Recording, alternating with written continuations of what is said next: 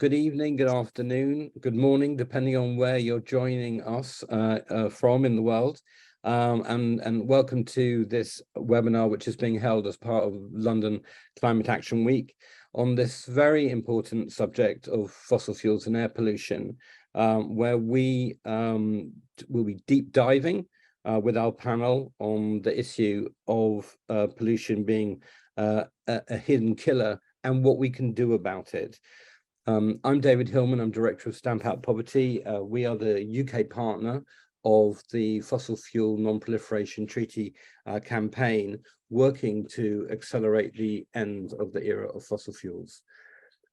Just quickly on the format of the session, I'm gonna, after I've given a brief introduction, I'll be asking our distinguished panel to give short presentations, after which there should be a reasonable amount of time for Q&A.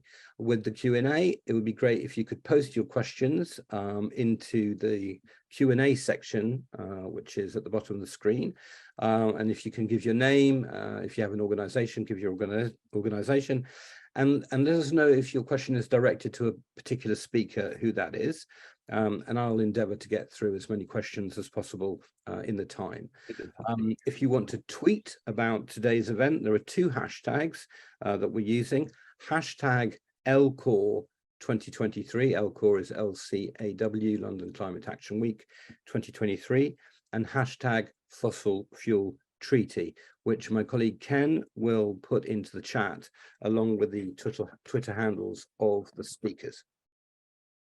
So look, by way of introduction, let me just tell you that Stamp Out Poverty, my organization, was drawn into the area of climate work, in fact, by the issue of loss and damage, which for those that don't know about it, is to do with the increasing severity and frequency of climate impacts brought about by our warming climate, severely affecting populations, especially those in the hottest parts of the world, who did nothing to cause this climate change, but find themselves on the front line of its devastating impacts. Although recognition of this problem and financial support for it was blocked for many years by rich countries, at COP27 in Egypt last November, working closely with international colleagues, we achieved a historic success with the agreement by more than 190 UN countries, or the agreement to set up a loss and damage fund. And this, if you like, this progress in that particular area accelerated us turning our attention really to the root cause of loss and damage, which is, of course, the burning of fossil fuels, leading us to want to better understand and now expose the toxic effects of this sort of energy, particularly in urban environments.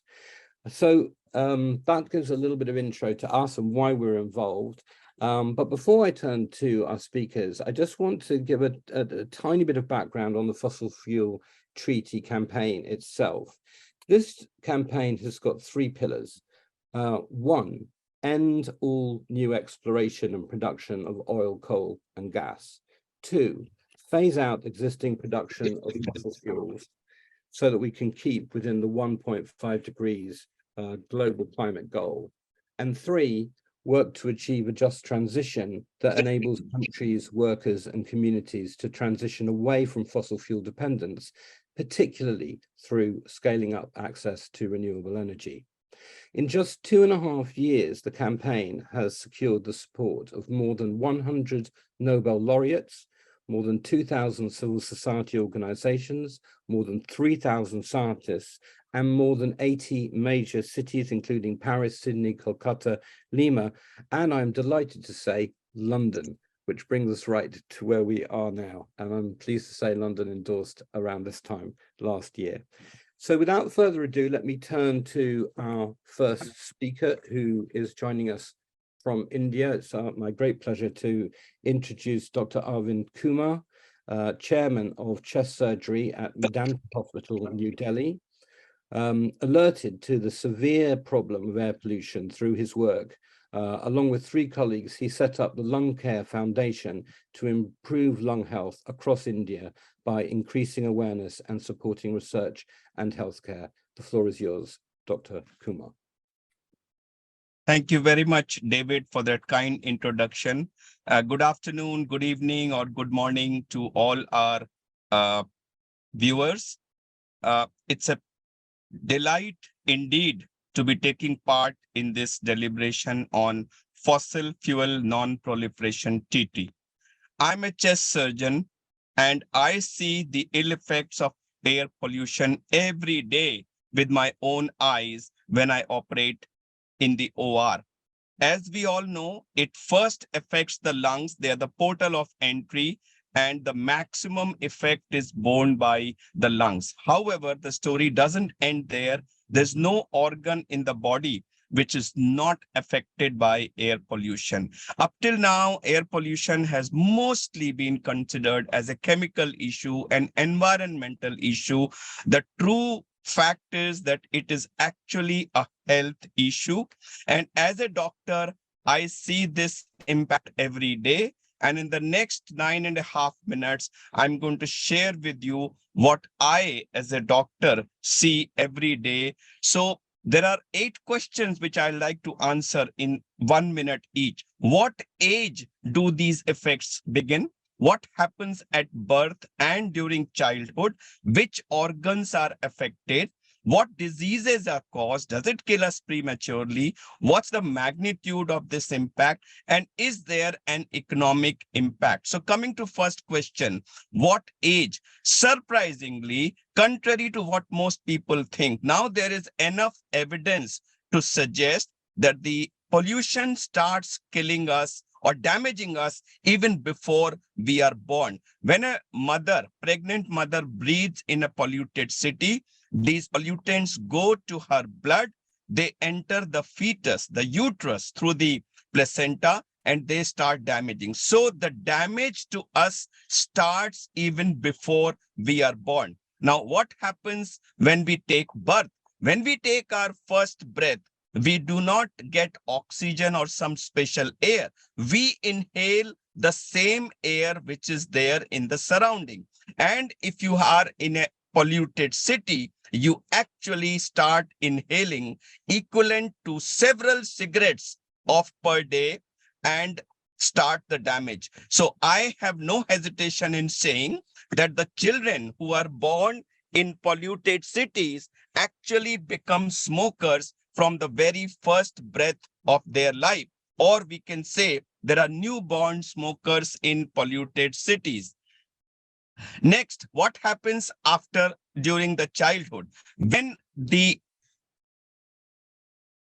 child starts growing and he starts inhaling all these toxins, they start impacting every part of his chest from the trachea to the lungs, and then these toxins get absorbed and cause all kinds of problems. We know that lung problems are a major issue in all polluted areas, and starting from bronchiolitis to pneumonia, there are a whole lot of problems which are caused to these children. It happens in the rural areas, it happens in the urban areas, and in areas where the habit of this chulha burning or the earthen pot being burned with wood being used, and the ladies and the children sitting next to it, you can imagine the amount of smoke that they inhale and how much of damage is caused. Next question. Everybody thinks that it's only the lungs which are affected. Well, friends, look at this picture.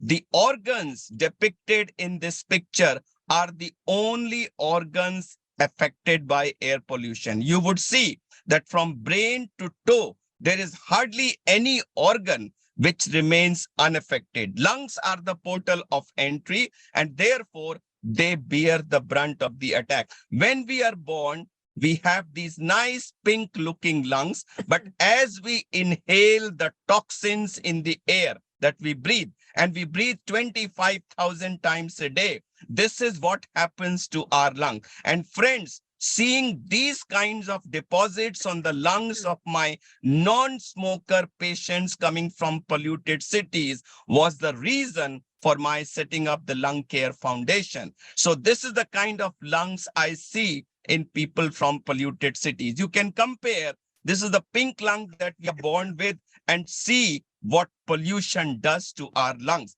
And although lungs are the portal of entry, no organ is spared. So in the lungs, allergy, asthma, COPD, higher incidence of tuberculosis, and now it is known that the lung cancer is on a rapid rise in polluted cities. And I want to report to you my first-hand experience that today, 50% of the lung cancer patients that I see in my practice are actually so-called non-smokers. I use the word so-called because there are no true non-smokers, although they are true non-smokers, but they are smoker because they are inhaling all the toxins. But the story doesn't end at the lungs.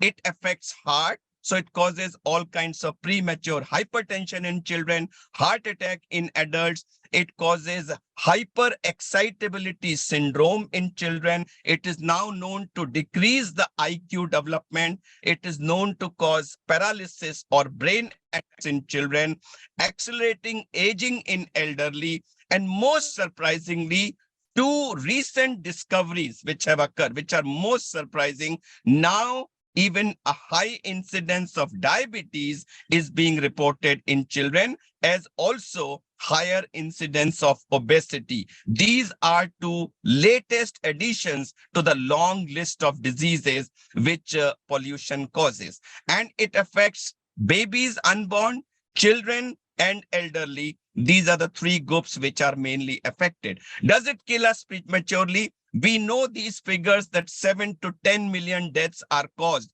every year.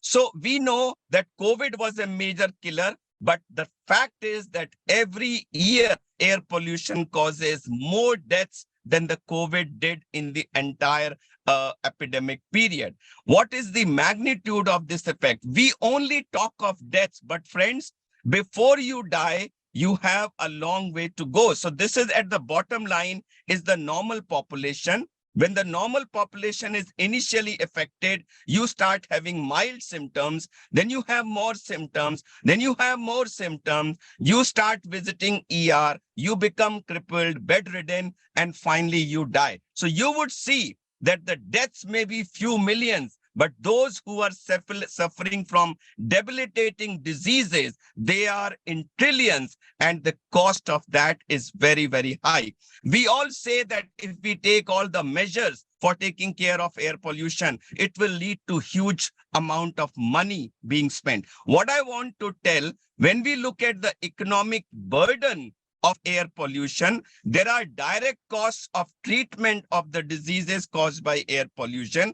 There is an indirect cost of huge number of man hours lost, which could be the patient, which could be the large number of family members who get affected because of it. And of course, there can be no price tag for millions of premature deaths. So if you look at the loss to the GDP, it's massive. And it has been repeatedly stressed that the cost of action is actually less than the cost of inaction. So I would like to conclude by saying that if you, as a doctor, I see these health ill effects of air pollution every day in my practice. That's what actually brings me out of OR to forums like this. And I have no hesitation in saying that it's actually an international health emergency. Unfortunately, it's an invisible killer which kills slowly, and therefore the impact does not get as readily recognized as was the case with COVID. And that's why probably it does not get the proper attention. But friends, the time has come where the whole world looks at this problem of air pollution and climate change as a serious health emergency. The time to act was yesterday. We missed it. But I think the sooner we start seriously acting on it, the better it would be. And if there is one cause which is a major contributor to climate, all the air pollution, it is the use of fossil fuels. And therefore, I would like to congratulate the organizers for holding this seminar. Removal of fossil fuels from our life is a prerequisite for continuation of life on this planet Earth. Thank you so much. And I would like to hand over to David for continuing the seminar. Thank you. Well, thank you, Dr. Kumar. That was an incredibly powerful presentation, and it is a health emergency. It really is a health emergency, and I'm looking forward to hearing from the rest of our panel. But this stark fact that you pointed out, air pollution causes more deaths each year than the whole of the COVID pandemic, is a very stark example of what we're dealing with here. So on that note, I'm going to now hand over to Jess Beagley to give background, who works for the Global Climate and Health Alliance, leading their policy work, particularly in raising the profile of health in the UNFCCC, the COP, in the COP negotiations. And so without further ado, I hand over to you, Jess. Thanks so much, David, and thank you so much to Dr. Kumar for his presentation, and in advance to the other panelists. So we've heard already from Dr. Kumar about the health impacts of air pollution itself, and I would like to unpack that to think about fossil fuels and their toxicity more broadly. So we know that air pollution causes health impacts and mortality in the same order of magnitude of tobacco. It's about 8 million deaths annually from tobacco use and around 7 million from air pollution, according to WHO estimates. Much of that air pollution is driven by fossil fuels. The estimates vary. General agreement that there are around 3.6 million deaths a year from fossil fuel combustion-related air pollution. Some estimates are much, much higher. And of course, this causes respiratory diseases, cardiovascular diseases, and numerous cancers, as we've been hearing. Fossil fuels are a leading threat to health, not just from air pollution from fossil fuel combustion, but also the health risks of fossil fuel extraction and processing for local communities and for fossil fuel workers. Living in proximity to fossil fuel extraction sites has been associated with respiratory conditions, cancers, cardiovascular disease, liver damage, immunodeficiencies, poor birth outcomes, and developmental defects. Proximity to refineries, petrochemical refineries, and exposure to facilities that manufacture other fossil fuels derived products such as plastics and fertilizers are associated with an increased risk of respiratory illnesses such as childhood asthma, cardiovascular diseases, and blood cancers.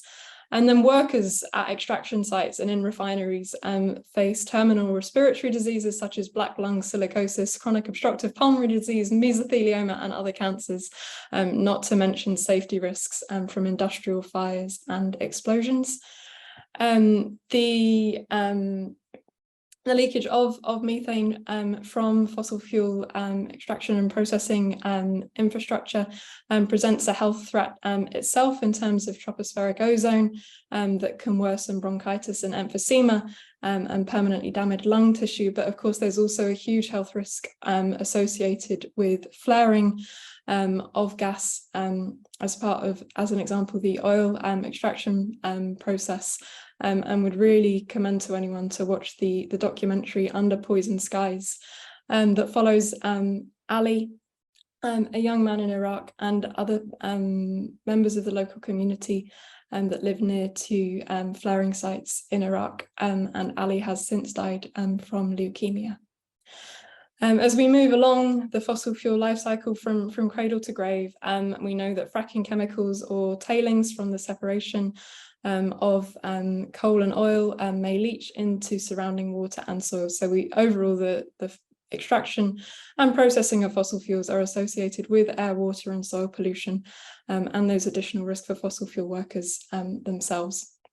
On top of that, fossil fuels are, of course, the leading driver of climate change, and we know that the health impacts of climate change range from heat and other extreme weather events and the deaths and injuries associated with those, vector-borne and waterborne diseases. The link with vector-borne disease being that as temperature changes and as precipitation patterns change, there are new areas that become hospitable for vectors such as mosquitoes to breathe. So new geographies often for longer periods throughout the year. So increased risk of malaria and of dengue. Just as examples, we see nutrition insecurity as a result of reduced agricultural yields as well, which is also due to changes in temperature and precipitation, making it more difficult to grow crops. Also affects the nutrition content of crops. And then, of course, there are impacts on mental health, whether in the aftermath of a disaster or anxiety about what's to come. In addition to those human impacts, we see health systems destroyed, especially in the areas where they are often most needed. Of course, we need energy for health. Energy is absolutely vital for promoting the social determinants of health. Without energy, it's extremely difficult to have cooking and heating and lighting in homes. We don't have electrical supplies for health systems.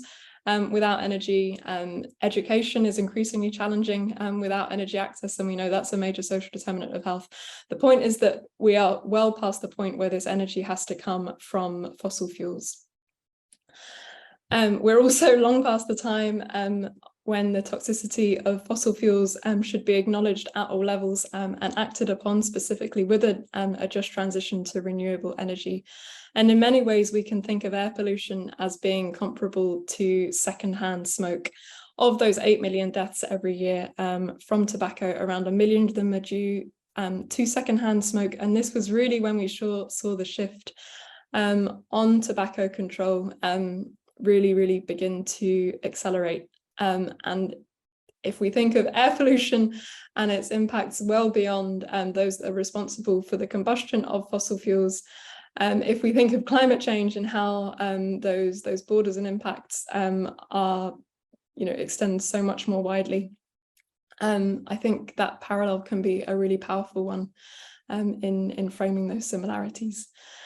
It's might be helpful for those of us from the health community to consider fossil fuels as an unhealthy commodity. The health community has for a long time been responding to improve the regulation of tobacco, of alcohol, of unhealthy food and beverages. And it's time that we delegitimized fossil fuels and removed their social license.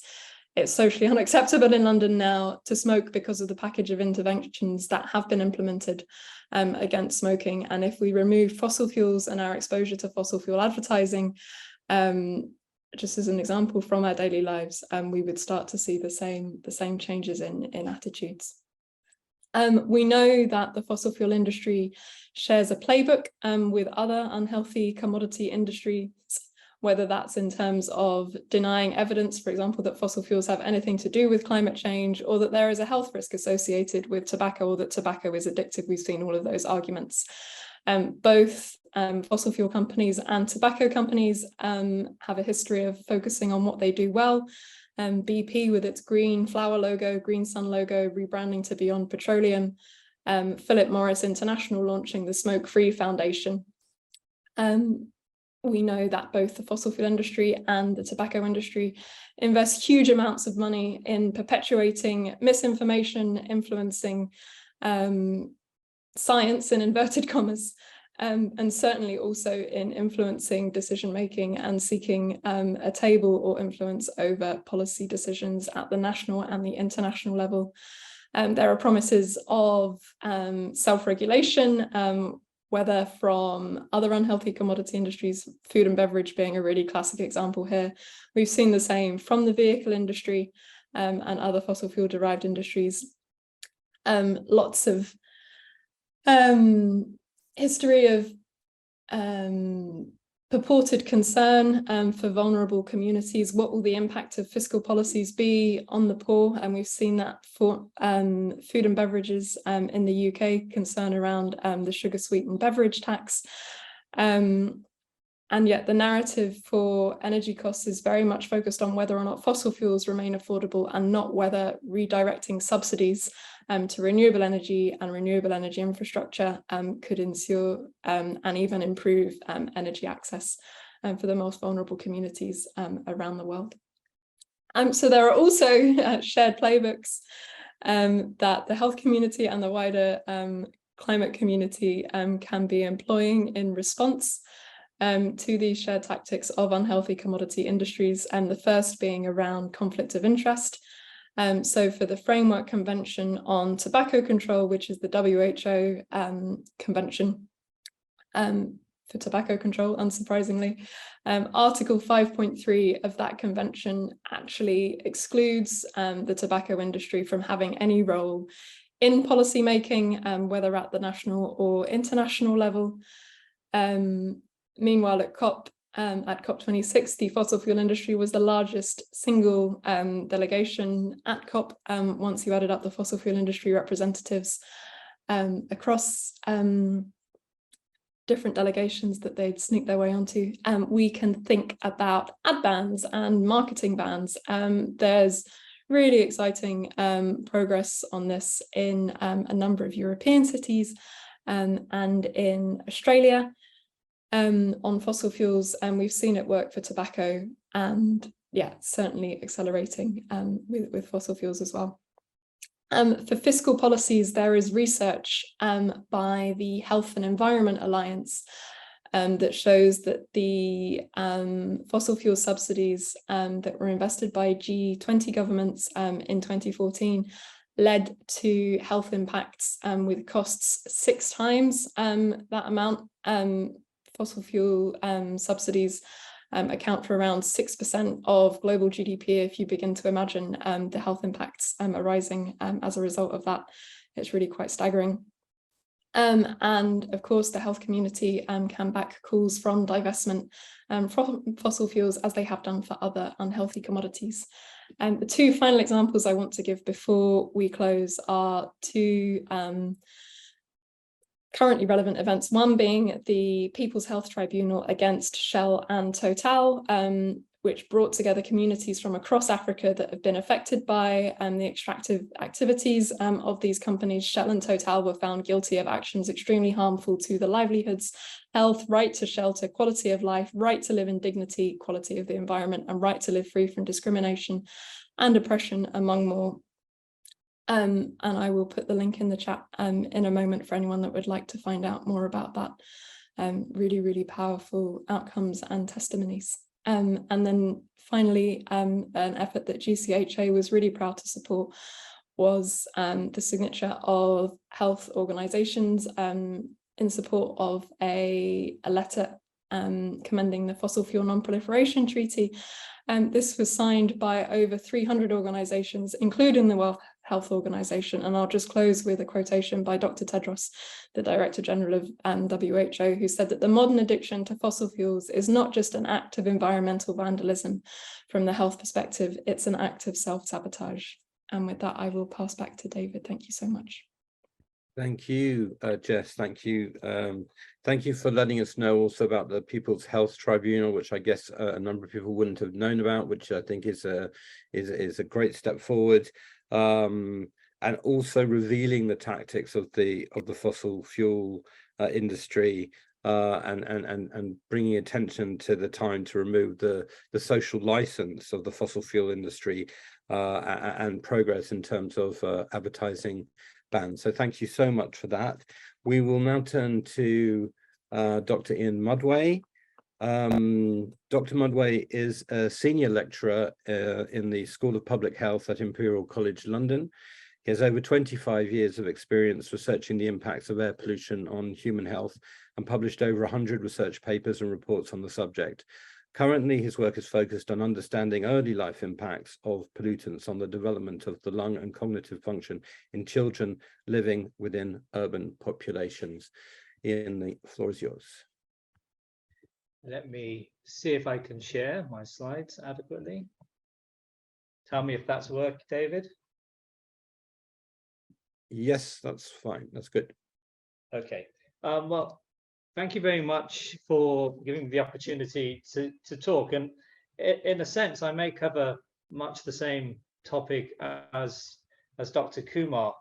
But thinking about this, it made me reflect on the fact that I've been actually studying air pollution for about 32 years on health. And a couple of weeks ago, my department here in London celebrated its 30th anniversary, and there was quite a lot of backslapping. And because I'm generally rather depressive in nature, I decided to look back and ask what we had really actually achieved, or to look at it another way from the perspective of thinking about climate change, health, and fossil fuel use, just how far we have kicked the can down the road. And one thing really struck me, which was it was also effectively the 30th anniversary of the first Earth Summit in Rio in 1992. And if you look back to 1992 and you look at the topics under consideration at the Rio Earth Summit, well, what do you get? You get people talking about the dangers of climate change. In fact, you see the first sort of drafting of the sort of climate change convention. You have people talking about alarming rates of biodiversity loss globally, and that led to our biodiversity sort of like direction of travel. We talk about desertification, but there are also sessions talking about the hazards of combustion-derived aerosols, the hazards of pollution from traffic in urban areas, the need to transition towards more sustainable transport modes, the need to sort of like divest from fossil fuels and to move towards alternative fuel sources. All of this was discussed over 30 years ago. And so whatever we talk about now, I think we have to reflect upon the fact that there's been considerable inertia and also effective opposition to taking the correct path. In the interim 30 years, what have we done? We've discovered increasingly that the quality of the air that we breathe has more and more profound impacts on our health across the entirety of our life course, effectively from the womb into the tomb. And so to a certain extent, my research has really moved on really to considering not the fact that air pollution causes many of us, many millions of individuals to die prematurely each year, but to really think about the impact that air pollution has on our health and our quality of living across our life course. Now, we've already heard an eloquent presentation about the fact that no part of the human, no organ, no aspect of their life is free from the impacts of the air that we breathe and the quality of the contaminants within it. But I've just illustrated some of the sort of life course areas here. And, you know, we've spoken globally. I'm going to, you know, speak quite parochially about London here, because that's the city in which I live, with the full knowledge that if we show that the air quality in a European city is having profound impacts on health, we can scale that up to think about the impacts that's going to be having in countries which have much worse air pollution climates than we experience. So I've highlighted a few things here which are really important. Low birth weight. We see an association between air pollution and combustion and traffic-related air pollution and low birth weight within London, within my city. We have shown that children living within my city in recent times have smaller lungs than they should do for their age as a consequence of the air pollution that they breathe. And there's emerging evidence that there are impacts on the brain, not just in terms of measurable cognitive defects, but actually in terms of changes in brain structure early in life. If we begin to then think about the life course, the middle section of life, adolescence through adulthood into later sort of adulthood, then we tend to often think of these periods as being the periods in which we don't really feel the symptoms or the consequences of air pollution. Well, unless, of course, we have a pre-existing disease. If you have asthma, you'll be all too aware of the consequences of air pollution acutely.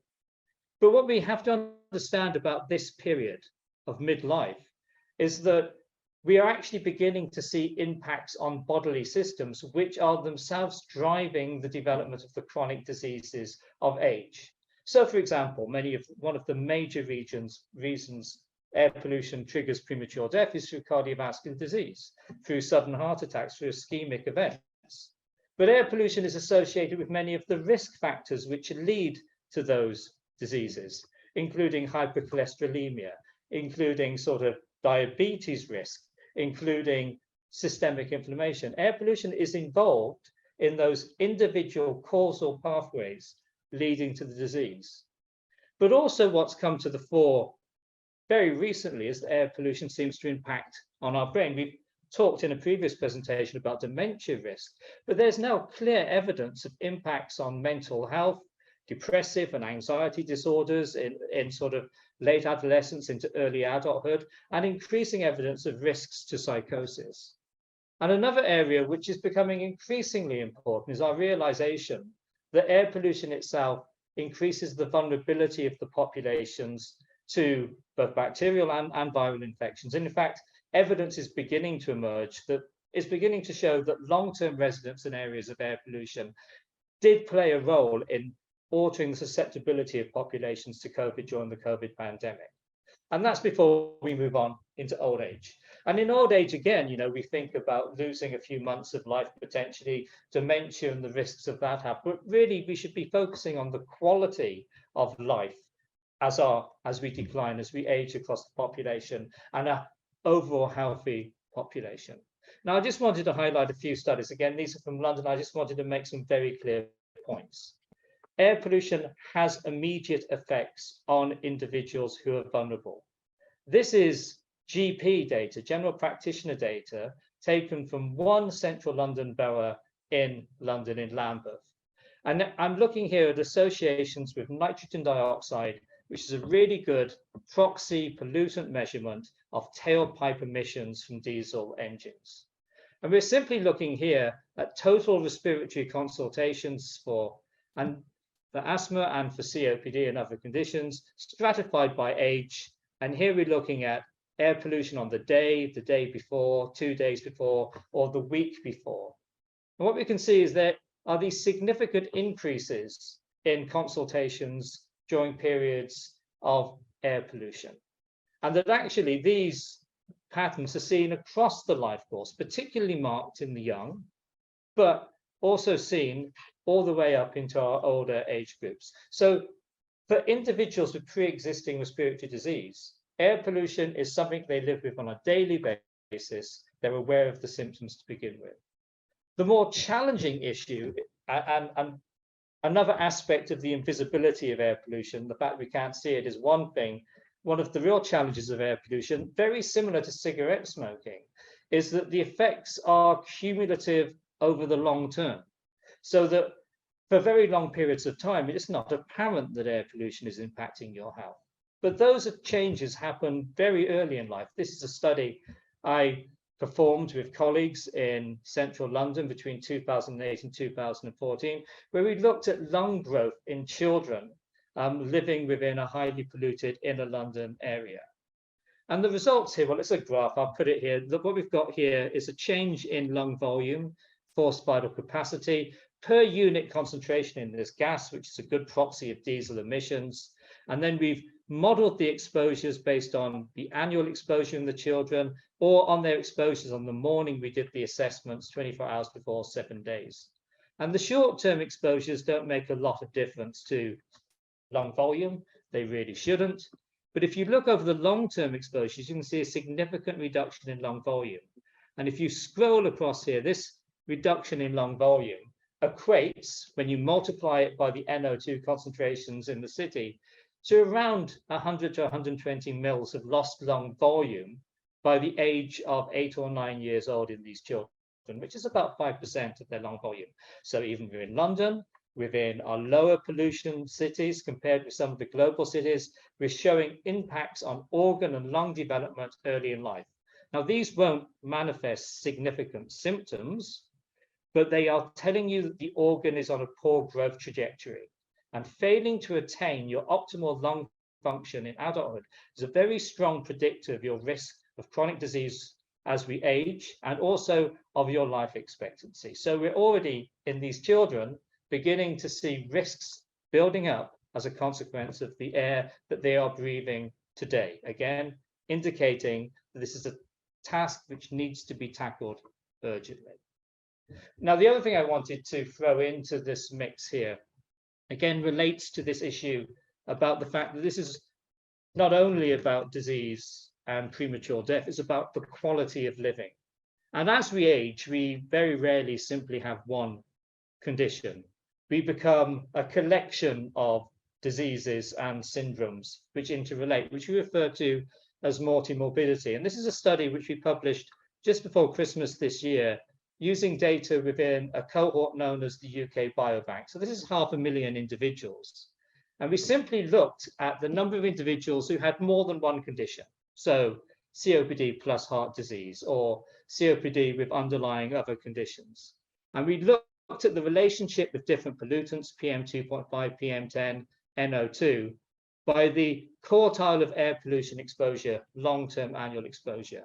And you can see your risk of having multiple chronic conditions increases significantly as air pollution increases. And indeed, you can begin to look through the data and you can see where those diseases are grouping. So we have neurological conditions, respiratory conditions, cardiovascular, but we're also pulling out things which we didn't really think were going to come out, such as gastrointestinal diseases, Crohn's disease, for example, ulcerative colitis, and also, again, look, we see diabetes coming through.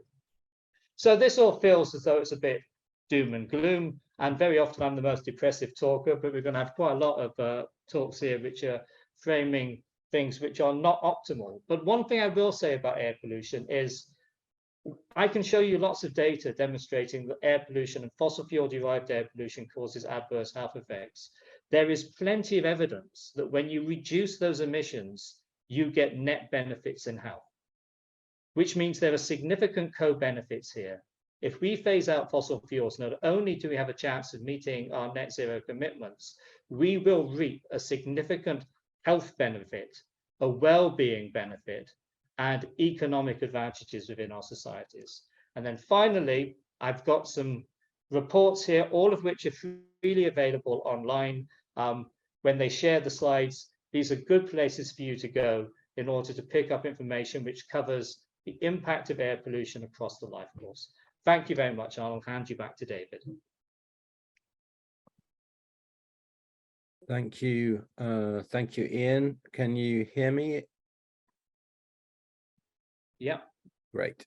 Okay. Thank you so much for that. I think your presentation really complements Dr. Kumar's really important information about the low birth rate, the impact on cardiovascular disease, premature dementia risk. But I think it's really important that the hopeful side is that of the significant benefits that would derive if we could get off our addiction to fossil fuels. And on that note, and getting away from our addiction to fossil fuels, I think that is a good segue to introduce Alejandro Cossa Perez, who is Head of Air Quality at the Greater London Authority, has a background in environmental health, sustainability and public policy. And the floor is yours, Alejandro. Thank you very much. Let me do the usual, check that I can share the screen. Hopefully everybody can see it. Perfect. Yes, good afternoon, everyone. It's fantastic to join you all today and be able to provide a bit of a London local government angle to this interesting discussion. Thank you, David, for the introduction, and also to the Fossil Fuel Treaty Initiative, not only for this fantastic webinar, but also for all the vital work that you're doing to help us secure a greener future. And we're here all today, just like Ian before me and the rest of panelists. We share a passion for achieving a greener, fairer and healthier world. And it can be a difficult and draining pursuit at times. We've all seen in recent years how climate action taken by national governments around the world has been modest at best. But despite this, and following from the presentation we just had, there is a space for optimism. And a big part of this optimism stems from the potential of our cities. And yes, cities are responsible for more than 70% of global carbon emissions. But this means that collectively, if we all step up, we can make a huge difference in this fight. And here in London, Mayor Sadiq Khan has been really striving to set an example. He, as he often says, to be a doer, not a delayer when it comes to climate action. And he's got a long list of achievements that shows delivery in practice since 2016 and how cities can really lead by example. We, for example, have rolled out the largest electric bus fleet and the largest electric vehicle charging network in Western Europe. We've also delivered a 5-fold increase in protected cycle lanes. We've invested record amounts in green jobs, skills, and infrastructure as part of our Green New Deal. We've committed London to be net zero by 2030, faster than any other comparable city. We've committed a further £1 million in rewilding our city, including a new competition that we've announced recently to reintroduce London's lost species. And in 2020, the Mayor of London launched the Breathe London network at priority locations such as schools and hospitals, and this has now 400 active sensors. These are managed by our colleagues at Imperial College London, and the network offers affordable, easy to install and maintain air quality sensors for anyone. And only yesterday, I don't know if you were aware from London Climate Action Week, but on the first day, or ELCO, the mayor, as the chair of C40, alongside Cleaner Fund and Bloomberg Philanthropies, they announced a $30 million Breathe Cities program that will replicate this London initiative in cities around the world to really help make monitoring more affordable and more mainstream across cities around the world. So when looking at my area within the London Local Authority air quality, these bold actions since 2016 has really materialized in a reduction in emissions. We recently published the London Atmospheric Emissions Inventory, we call it LAI, and these latest forecasts that we published a couple of months ago, they provide the clearest picture yet of the impact of the mayor's policies and the sources that need to be tackled in order for us to reach World Health Organization recommended guidance. The data shows that total nitrogen oxide emissions, for example, in the whole of the Greater London have reduced by 18% between 2016 and 2019.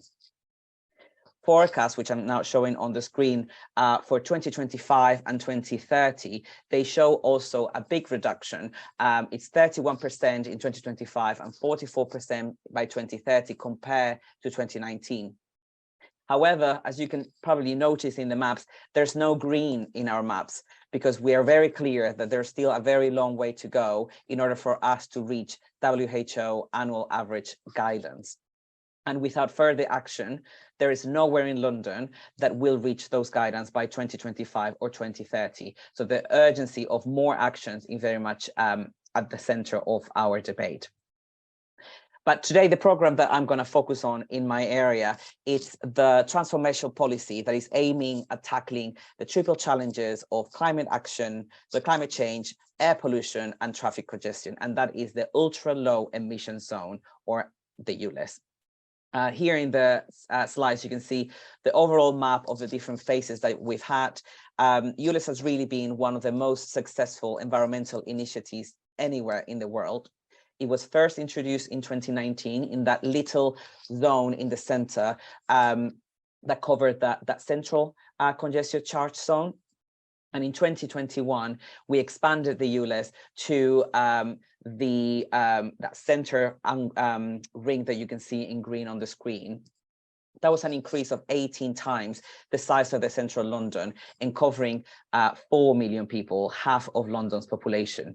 And then the last ring that you can see, it's our expansion of the ULEZ that is coming up in 2 months' time, where it will be covering almost the majority of London, and 5 more million Londoners will be able to benefit from it. And we've been able to measure the results from this policy. We published also earlier this year a 1-year-on report from the expansion in 2021 that really show the impact that really having a targeted policy that is aiming at getting those all polluting vehicles out of our streets can have if we all commit to take them forward. After 1 year of operation, there are 74,000 fewer polluting vehicles in the zone on an average day, a 60% reduction just in a year, since October 2021. There are also not only a reduction on the most polluting vehicles, there's also been 47,000 fewer vehicles overall in the zone on an average day, a 5% reduction compared to a month prior to the expansion. And it also has an impact on emissions. Nitrogen dioxide concentrations alongside the roads have reduced more than the original estimate to almost 46% in the central zone and 21% in the inner zone, compared to what it would have been without a ULEZ and its expansion. So alongside these air quality benefits, there's also been carbon reduction benefits. Cumulatively, since 2019, the ULEZ has led to 800,000 tons of CO2 emissions from vehicles across London over that 4-year period, compared to that scenario where without the ULEZ, it's a saving of 3%. And one of the key things as well that really helped us understand the need to expand ULEZ is that we could see in that report that the rate of improvements that we've seen in that central and inner rings that I showed you before have not seen in the outer zone, where the reductions have been smaller. And that's where I take you to the reasons why the kind of impacts that we're expecting by expanding the ULEZ in August of this year. Not only 5 million more people will be able to breathe clean air, but we also have modeled that we're expecting to have a 10% reduction in nitrogen oxide emissions from cars in outer London, a 16% reduction on PM2.5 from exhaust emissions, and a massive decrease in the number of cars being driven around the outer London that are non-compliant. I think, and one of the key things about the ULEZ is also to realize the scale of the zone. You know, we saw in that map how big that outer London zone is. And in absolute terms, the expansion in the first year, once we expand the ULEZ, will lead to 362 tons of NOx emissions reduction compared to the 230 that we're seeing on the central ULEZ on the first year.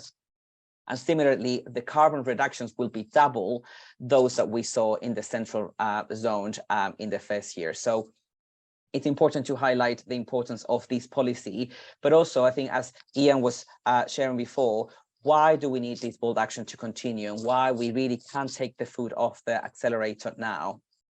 You know, we've heard from Dr. Kumar before, and also from Dr. Motway, you know, the evidence between air pollution and ill health, it's clear, it's beyond doubt. Here in London, research from Imperial College London has been really instrumental in highlighting those dangers between, you know, toxic air in the capital and the links with health. You know, in 2019, around 4,000 premature deaths in London are attributed to toxic air. And the greatest number of those deaths are actually occurring in outer London, mainly due to those areas having a high proportion of elderly people who are more vulnerable to the impacts of air pollution. We also know, we have heard before, how air quality is a social justice issue, and at present, pollution in London, but also across the world, really hits the poorest communities, and Black, Asian, and minority ethnic communities the hardest. In London, it's estimated that the most deprived areas experience an average concentration of nitrogen dioxide 13% higher than the least deprived areas. And this is also, as you know, our speakers before said, there is all those links with health and the health outcomes. We know that over 500,000 Londoners suffer from asthma and are vulnerable to the effects of toxic air, and most of them are in outer London, which currently are not benefiting from the current ultra low emission zone.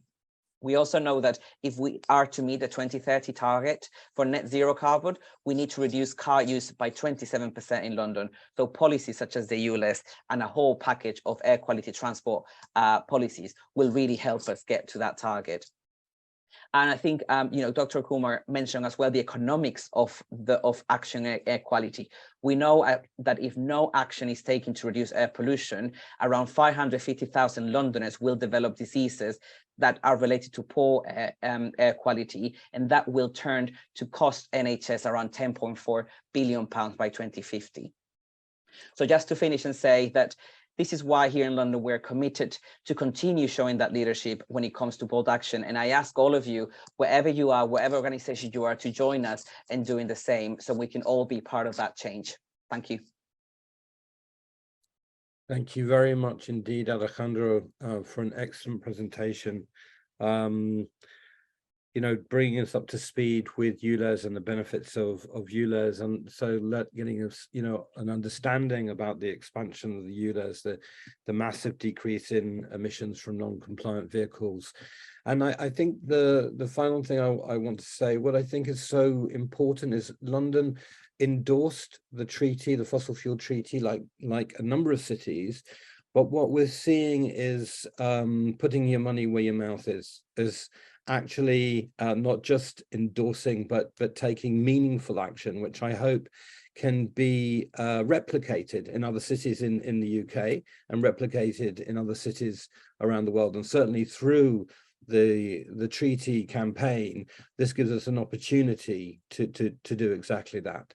Before I introduce our last speaker, I'd like to just ask people, we can have a short Q&A after this. So please do put any question you have into that Q&A section. You'll see it at the foot of the screen. If you have a particular person that you want the question directed to, please indicate that, and please put your name, and if you're from an organization, put that too. Brilliant. So without any further ado, I shall move to our final speaker, Barbara Stoll, who, after working at Greenpeace for 12 years, Barbara joined Transport and Environment to start the Clean Cities campaign in 2020. Her aim was to hasten the phase out of the internal combustion engine whilst championing electric mobility for a more livable urban future. So without further ado, the floor is yours, Barbara.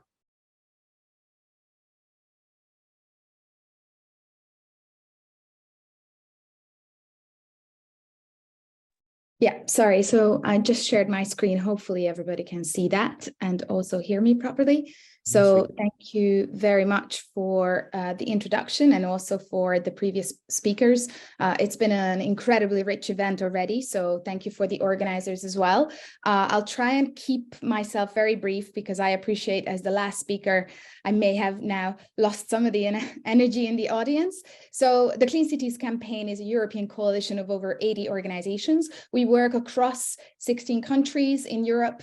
So we are very Europe focused for the moment, and we basically are united by a vision for a zero emission urban mobility future. So we work directly with cities, and usually we choose the most effective measures to advocate for that can reduce air pollution or eliminate air pollution altogether, and also make our cities more pleasant and healthy places to be.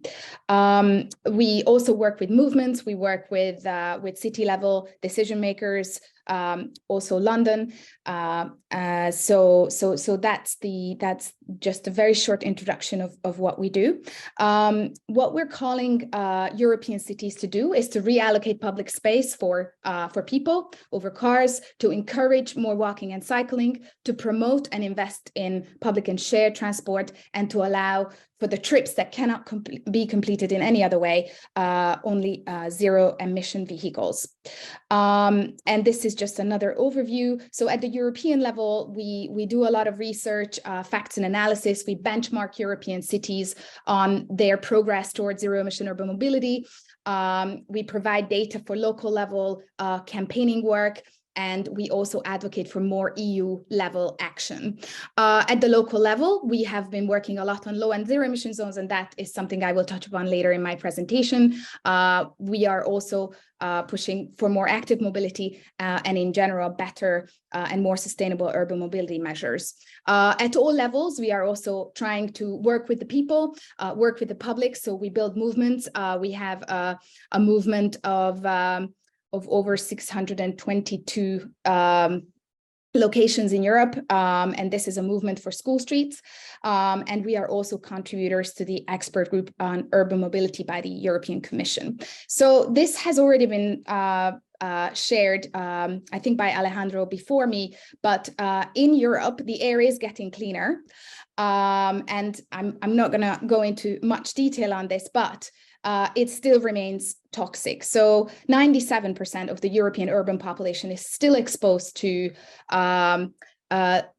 basically levels that exceed the World Health Organization's recommendations. So we know that absolutely more needs to be done. When it comes to the role that transport plays, and this is obviously the area that's most relevant to my organization, we see that the role of transport, road transport, is huge in this. So as you will see on this graph, basically 37% in the EU, 37% is the NOx, that's the contribution to air pollution. And in the UK, this is 27%, according to the European Environmental Agency, as well as Statista. And in many cities, the share of NOx is even higher.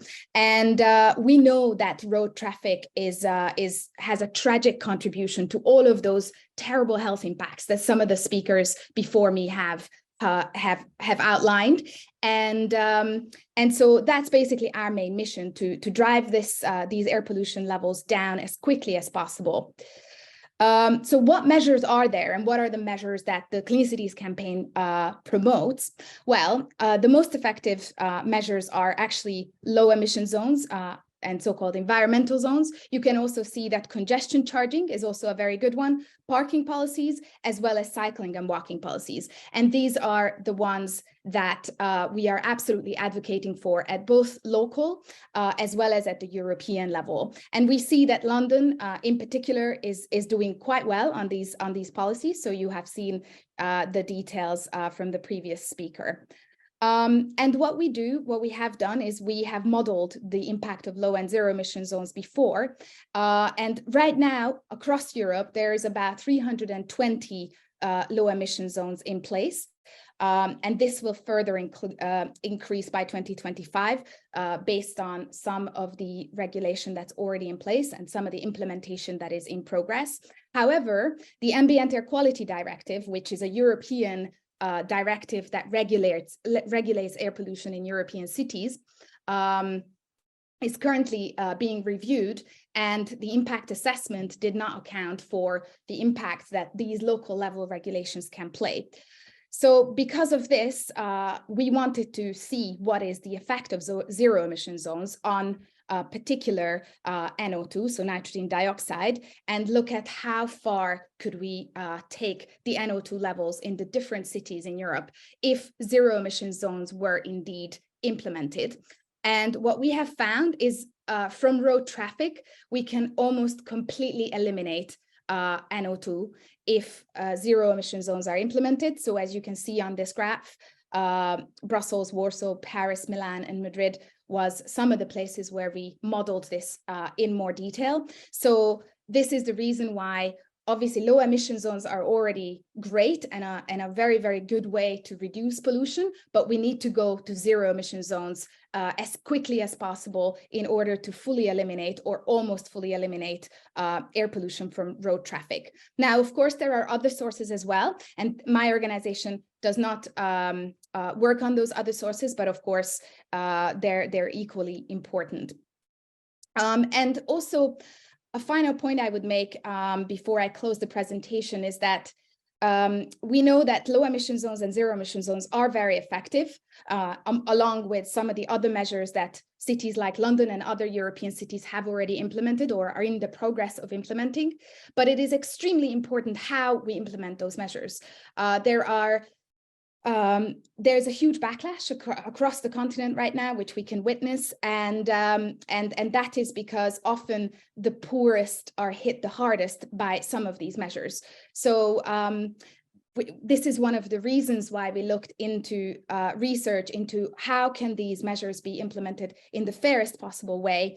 And we have found that the top 5 measures that can ease the burden on the most disadvantaged communities are scrappage schemes, reduced costs for bicycle purchase, reduced costs for public transport, shared mobility hubs, as well as social leasing of electric vehicles. These are some of the measures that can ease the burden on the most disadvantaged communities who are not only hit the hardest sometimes by the implementation of these measures, but they also often live in the most polluted areas. So this is the big challenge of our times, and I think some of the backlash that we have recently witnessed, both in London and elsewhere, call for these kind of solutions to be implemented thoughtfully and carefully, so that it is done in a just way. Yeah, with that, I will close my presentation. Thank you very much for your attention.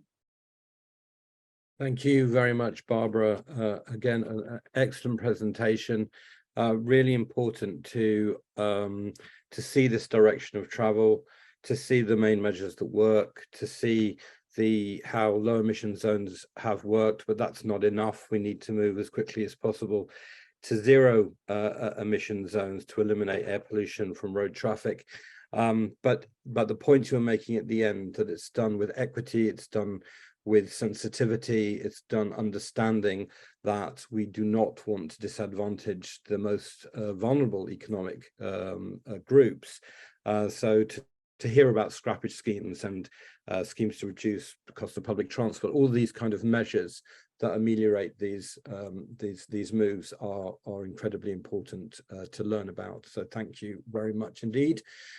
We have not a lot of time. What I suggest is we've got one question here from Jordan directed to Alejandro, and maybe they've been dealt with in the chat. Thank you. Okay, there's a follow-up question to Ian. I've been working on the presumption NO2 has reduced from ONS releases, such as this government statistics one.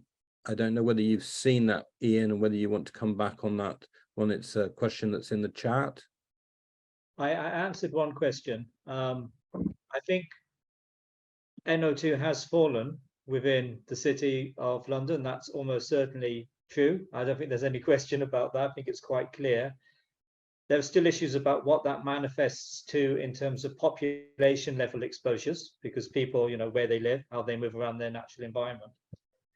And so London is the place to do the study, the big study, to see what the health dividend is of these policies. We are in the right place to do it. And those studies are ongoing. One of the studies I'm involved with would have actually been completed if we hadn't had this COVID thing in the middle, and our study was extended by an additional 2 years because of that. But there's work ongoing within London to evaluate what the health impact of the changes in air pollution have been over this period of ULEZ intervention. But actually, it's more than just the ULEZ. I think everybody admit there have been multiple policies which have been enacted, which have been driving down pollution across the board. And then bizarrely, of course, what COVID did, in addition to its terrible legacy, is it actually created a small period of time when we saw what would happen if we actually had really significant reductions on traffics in our cities. And so there's another study to be done there as well. That work is ongoing. Thank you very much indeed, Ian, for that. I think if there's no further questions, what I'd like to do is just quickly go around in turn. Oh, I think is there one? Yes, hold it. Maybe it's in the chat.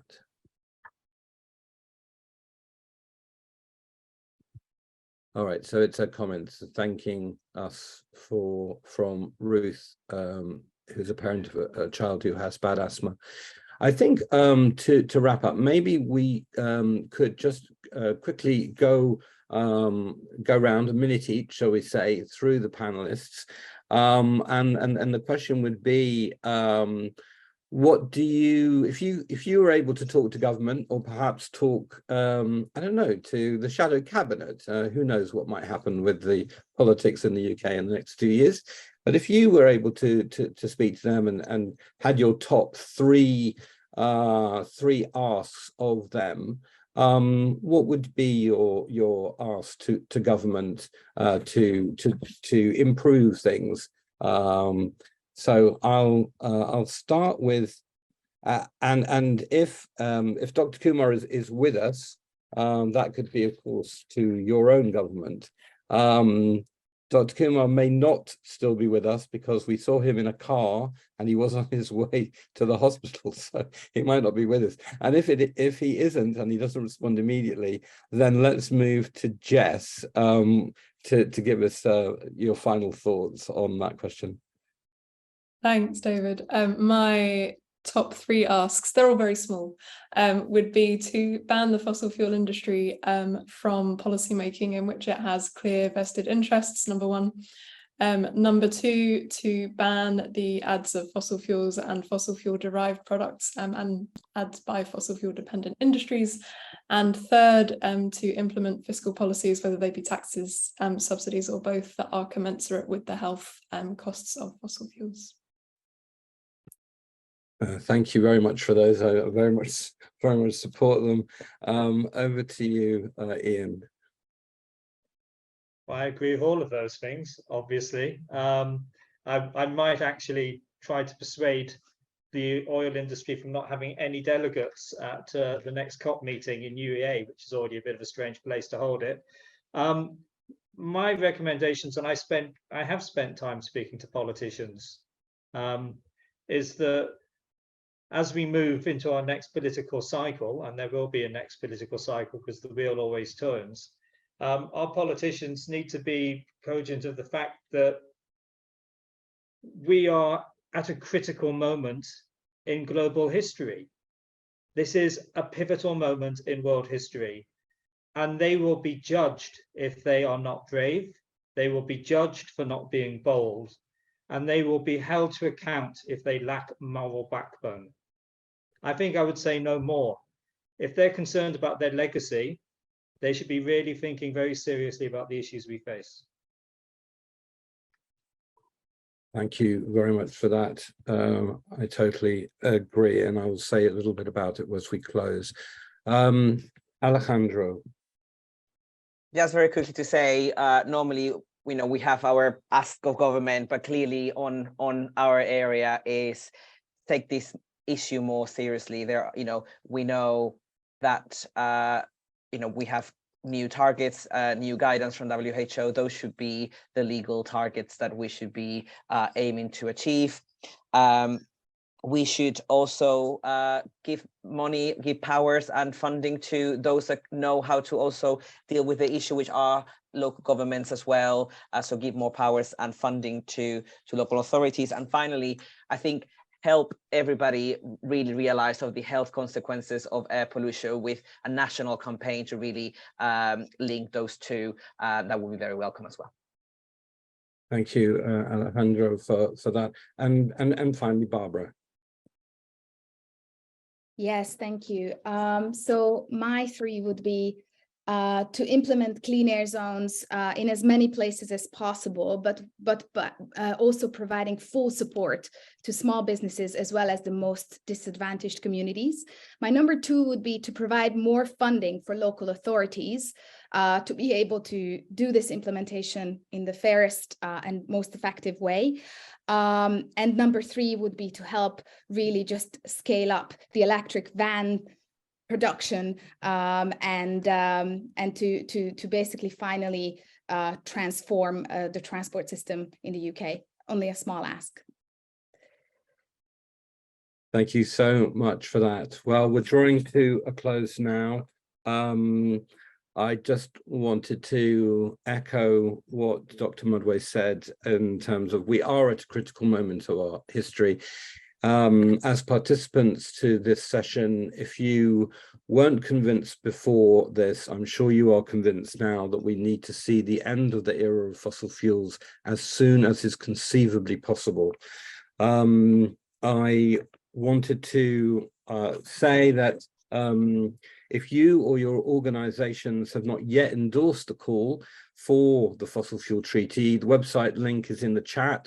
We urge you to sign up today, right now.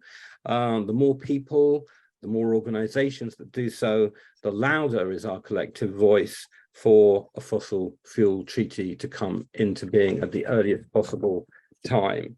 It just leaves me to thank all our excellent speakers for really amazing presentations, so rich I want to thank Ken, who has been working behind the scenes to make all this possible and go really seamlessly. So thank you, Ken.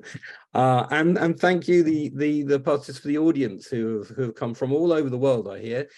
So thank you very much indeed for attending and playing your part in what I hope you think is an excellent event.